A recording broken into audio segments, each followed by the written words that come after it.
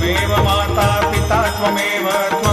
बन्धुः सखा त्वमेव विद्या द्रविणं त्वमेव सर्वं मम देवदेव कायेन वाचा मनसेन्द्रियैर्वा बुद्ध्यात्मना वा प्रकृतिस्वभावात् करोमि यद्यत् सकलं परस्मै नारायणायति समर्पयामि अच्युतं केशवं रामनारायणं कृष्णदामोदरं वासुदेवं हरिं श्रीधरं माधवं गोपिकावल्लभं जानकीनायकं रामचन्द्रं भजे हरे राम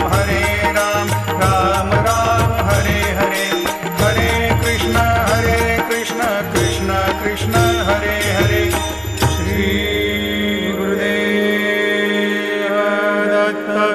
हरि ओम यज्ञेन यज्ञमयजन्त देवास्तानि धर्माणि प्रथमान्यासन्न